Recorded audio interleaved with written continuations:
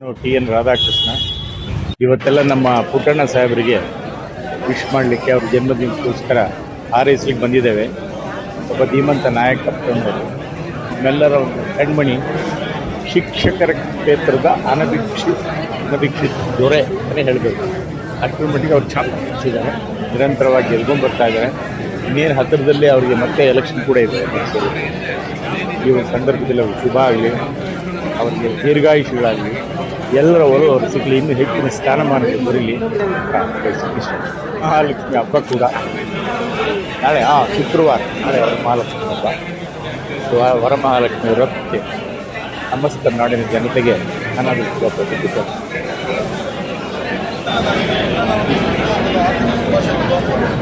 ಅವರು ಮಾಡ್ತಾರಂಥ ಕೆಲಸಗಳಾಗಲಿ, teachers ಕನ್ಸಿಸ್ಟಿಗೆ M L C ಏನು ಮಾಡ್ತಾಯಿದ್ರು ಅದೇ ನಿರೀಕ್ಷೆಯಲ್ಲಿ ನಾವು ಕೂಡ ನಮ್ಮ ಕಾನ್ಸ್ಟಿಟ್ಯೂನ್ಸಿಗೆ ಮುಂದಿನ ದಿನಗಳಲ್ಲಿ ಎಮ್ ಎಲ್ ಎ ಆಗಿ ಕೊಡಬೇಕು ಅಂತ ನಮ್ಮೆಲ್ಲರ ಅಪೇಕ್ಷೆ ಹಾಗೂ ನಮ್ಮಲ್ಲಿ ಹೇಳ್ತಕ್ಕಂಥ ಪ್ರಾರ್ಥನೆ.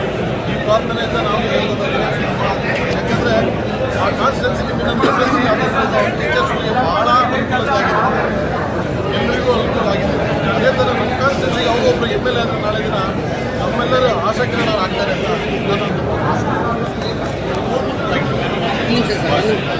ನಾನು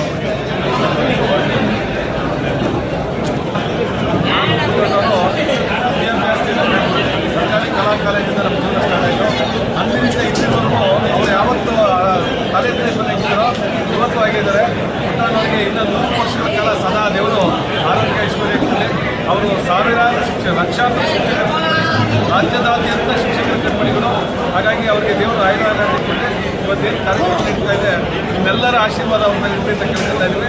ನನ್ನ ಹೆಸರು ಡಾಕ್ಟರ್ ಶ್ರೀಧರ್ಮೇಗೌಡ ಅಂತ, ಕರ್ನಾಟಕ ರಾಜ್ಯ ಬಡ್ಡಿ ಶಿಕ್ಷಕರ ಸಂಘದ ರಾಜ್ಯ ಅಧ್ಯಕ್ಷರಾಗಿ ಕೆಲಸ ಮಾಡ್ತಾ ಇದ್ದೀನಿ. ನಮಸ್ಕಾರ. Thank you sir.